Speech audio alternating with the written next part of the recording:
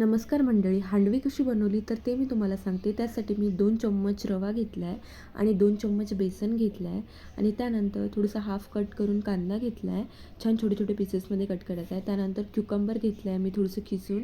त्यानंतर जे कॅरेट आहे तर ते सुद्धा मी छान किसून घेतलं आहे. त्यानंतर फुलगोबी जी आहे कॉलीफ्लॉवर तर ते सुद्धा मी छान थोडंसं बारीक बारीक कट करून घेतलं आहे आणि टोमॅटो घेतला आहे थोडंसं हाफ कट करून. त्यानंतर एका वाटीमध्ये पहिले सर्वात आधी रवा टाकायचा आहे. त्यानंतर त्यामध्ये बेसन टाकायचं आहे. त्याला छान मिक्स करून घ्यायचं आहे.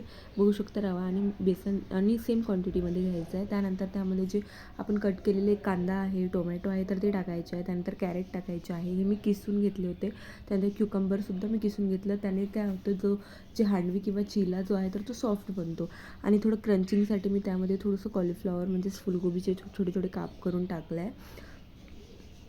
त्यानंतर त्यामध्ये थोडंसं मीठ टाकायचं आहे, थोडंसं जिरं टाकायचं आहे आणि त्यानंतर थोडीशी हळद आणि थोडंसं मी किंचित असं तिखट टाकलं आहे, जेणेकरून तिला तिखट खायची सवय व्हायला हवी. आणि यामध्ये तुम्ही कोथिंबीर वगैरेसुद्धा टाकू शकता. आणि तुम्हाला जर मिरची वगैरे टाकायची असेल तर खूप छोटीशी आणि खूप 1 ते 2 एवढीशी छोटे छोटे पीसेस तुम्ही त्यामध्ये टाकू शकता, अदरवाईज नाही. त्यानंतर मी असंच त्याला झाकून ठेवलं आहे, छान मिक्स केलं आहे आणि झाकून ठेवलं आहे त्याला 10-15 मिनिट. 10-15 मिनिट झाल्यानंतर थोडंसं त्यावर असे बबल्स आलेले आहे आणि थोडं फ्लफीसारखं झालं आहे.